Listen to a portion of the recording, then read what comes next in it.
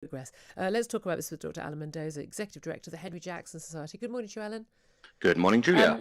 Is this in any way a genuine opportunity for progress? We've seen this before. I'm guessing we're going to see it again in the future.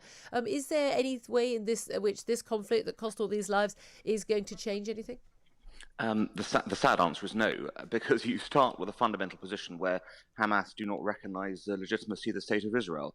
And unless that changes, it's difficult to see how you will have any permanent ceasefire or peace, because if one side doesn't recognise the other, you don't really get anything beyond that. So I'm afraid that the cycle is condemned to repeat itself at the moment. Yeah, and when everyone talks about what we need is a two-state solution, but again, if one side doesn't recognise that. The argument also from the Israelis is, and I know everyone has very strong feelings on these issues, but the argument of the Israelis is, if Hamas can stop this at any point, and could have stopped it at any point, by simply stopping firing many of those thousands upon thousands of rockets and missiles into Israel, the only reason that death toll is so skewed to have lost so many more Palestinians than Israelis is because of the Israeli Iron Dome, this ability they have to actually, basically shoot back out and protect those missiles coming into the Israeli territory and protect their people. But the barrage of attacks on Israel has been, you could argue, greater than the Israeli attacks on Gaza.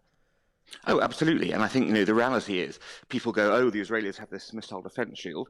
It's been said before, and I'll say it again. The Palestinians have a missile defense shield as well. It's called Don't Fire Missiles at Israel.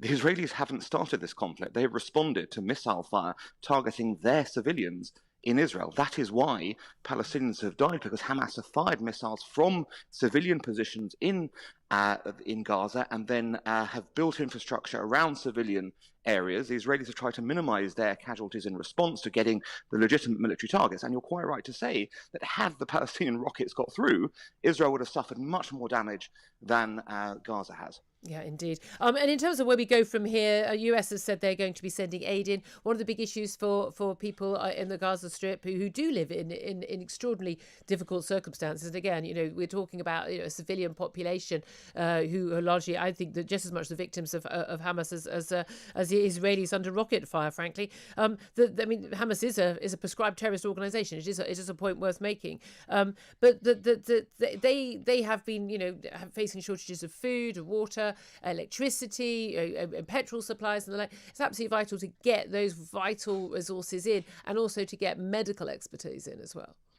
Well, absolutely. You do have the civilian population looked after. And you're quite right again to mention the first victims of Hamas rule have been the Palestinians living under Hamas rule. There hasn't been an election for well over a decade. Nobody voted for this government to be in place. Nobody's voted for the religious theocracy that Hamas are and the dictatorship they are to rule them. So you've got an illegitimate power occupying this area, and it's called Hamas.